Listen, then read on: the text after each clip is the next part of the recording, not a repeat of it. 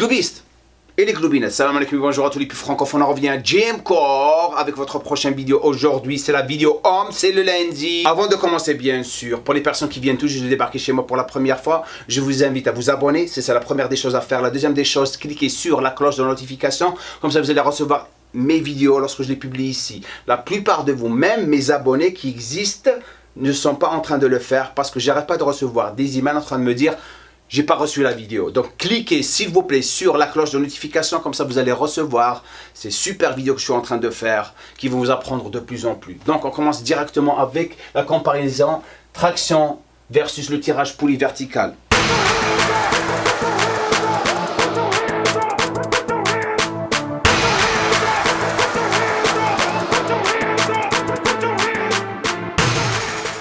Une force relative. La dernière fois, j'avais parlé de la force relative. C'est quoi une force relative? C'est simple. C'est la capacité avec laquelle vous pouvez bouger votre poids du corps si je veux rendre les choses simples. Il y a des gens qui peuvent le faire mieux que d'autres durant des pompes, durant des tractions, spécialement les tractions. Donc, si je compare les tractions avec les tirages poulie verticales, c'est comme si vous comparez les gens qui font du street workout lorsqu'ils font des tractions et les gens qui s'entraînent dans la gym. Force relative, c'est des personnes qui peuvent vraiment utiliser leur corps comme pas possible. Et si vous prenez quelqu'un qui s'entraîne dans la gym et vous le mettez avec les gens qui font du street workout et calisthenics, il va se perdre. C'est très rare, vous allez trouver quelqu'un qui a les deux, c'est-à-dire une force incroyable dans la gym, qui peut soulever des poids comme pas possible, et une force relative, il se retrouve en train de faire des exercices de poids du corps comme pas possible. Maintenant, vous comprenez ce que veut dire une force relative. Maintenant, on va prendre les exercices et on va les comparer par rapport à des variables d'entraînement, bien sûr. La première variable qu'on va discuter, c'est la résistance durant le mouvement, la force, l'activation musculaire, sécurité, c'est-à-dire qui est le plus sécure à faire, les variétés, c'est-à-dire les variantes, le bon et le mauvais. On a rajouté cette section, comme ça vous allez vraiment comprendre encore plus les exercices. Et qui est le meilleur? Et bien sûr, je vais baser tout ça par rapport à quoi? Par rapport à une exécution parfaite. Maintenant, résistance. Où est-ce que vous allez avoir plus de résistance? Vous allez avoir plus de résistance avec les tractions lorsque vous rajoutez du poids. Ok? Mais aussi, vous allez avoir ou développer de la résistance avec le temps lorsque vous rajoutez du poids avec le tirage poulie vertical. Et en quelque sorte, si je vais rajouter des étoiles ici, je vais donner une étoile ici, et une étoile ici, pour les deux exercices. Mais vous allez recruter plus de fibres, écoutez bien ça, plus de fibres, je vais pas enlever ça, plus de fibres lorsque vous faites des tractions. Le recrutement de fibres lorsque vous faites un tirage poulie vertical ici va dépendre de votre expérience. Votre connexion neuromusculaire, c'est-à-dire mind-muscle connection. Moi, je peux recruter mes fibres durant le tirage poulie vertical, horizontal, spatial, comme pas possible parce que j'ai de l'expérience. Il y a des personnes qui n'ont pas beaucoup d'expérience, donc ils vont se perdre ici. Mais ici, vous allez le recruter plus rapidement parce que c'est un exercice poids du corps. Maintenant, la force.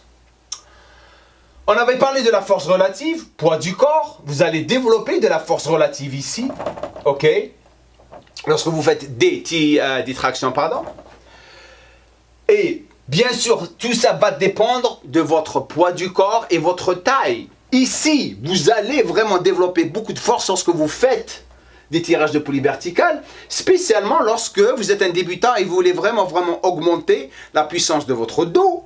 Donc, je vais donner une étoile ici pour le tirage poulie verticale pour développer de la force. En quelque sorte, le tirage poulie vertical va avoir 2 étoiles et les tractions, 1 étoile. Ok?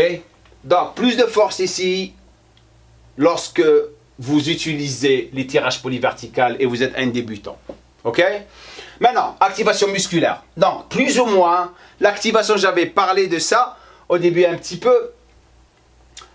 vous allez activer plus ou moins durant vos tractions si vous savez comment faire l'exercice. Donc ici, la vérité, je vais me donner une étoile ici et aussi une étoile ici. Pourquoi je vais mettre une étoile ici par rapport à l'expérience?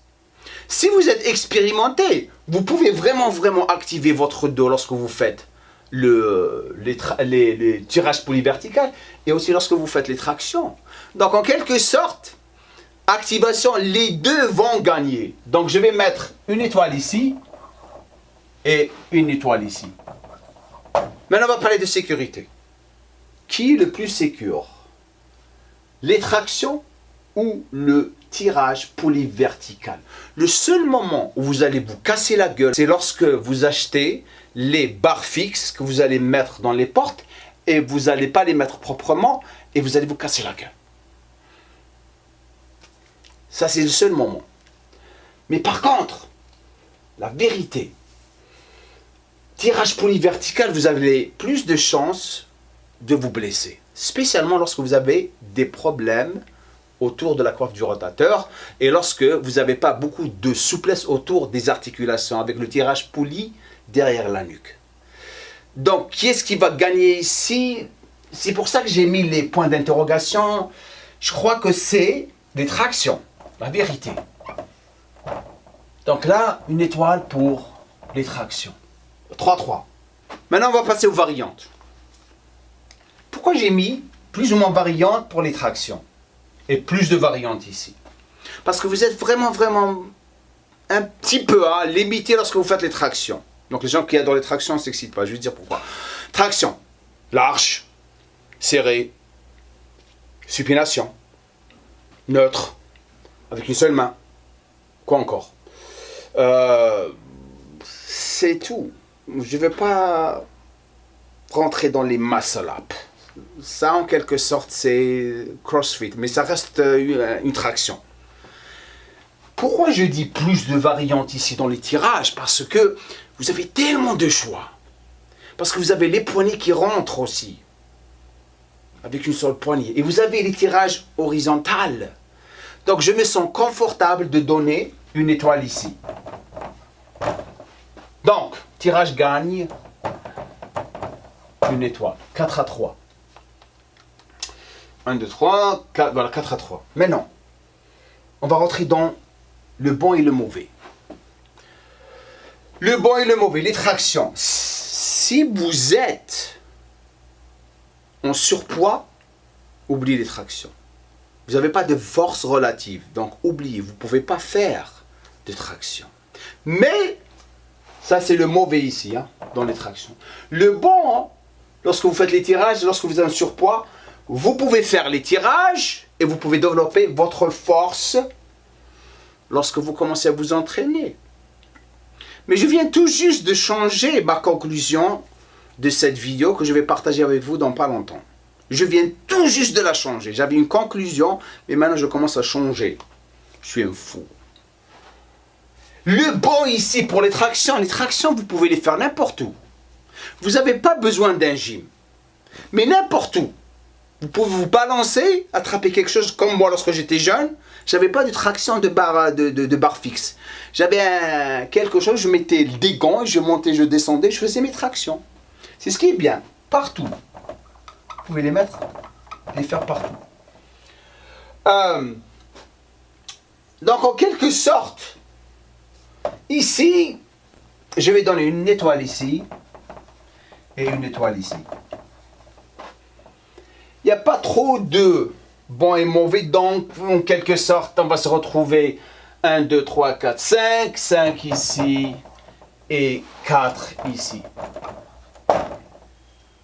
Mais non. Est-ce que les tirages vraiment gagnent? C'est ça la question. Qui est le meilleur à faire 5 à 4? Eh bien, la réponse est simple. Moi, la vérité, si j'ai un choix, malgré que les tirages, ils ont gagné, la barre fixe, vous avez plus overall, en général, de bénéfices c'est ça, des tractions que lorsque vous faites les tirages. Développement de force, activation, mais en général, malgré que les tirages ont gagné ici, je choisirai tout le temps les tractions. Le seul problème avec les tractions, c'est que les gens ne veulent pas les faire parce que la plupart des gens sont feignants. Dès qu'ils voient la barre, je peux pas. Et mentalement, ils se bloquent. Voilà. Malgré que c'est tirage 5, traction 4, j'ai développé mon dos avec les tractions, la vérité. Et j'avais un beau dos. Le Freebird, regardez. J'avais un beau dos, regarde-moi ça. Ça, c'est un dos. Ce dos, il a été développé par les tractions, la vérité. Pas trop de tirage, parce que ma base était les tractions. Donc, j'arrête de frimer. Laissez-moi un commentaire en bas, dites-moi ce que vous pensez de cette comparaison. Dites-moi le prochain exercice que vous voulez que je compare. Je vais prendre les rowing, supination et pronation. Avec quel exercice vous voulez que je le compare? Je sais quel exercice, mais je vais vous donner l'option de choisir. Laissez-moi un commentaire en bas, partagez cette vidéo avec tout le monde. Dites-moi quel est le meilleur moment qui vous a plu dans cette vidéo. Nulgad, mes chers gloubistes et gloubinette.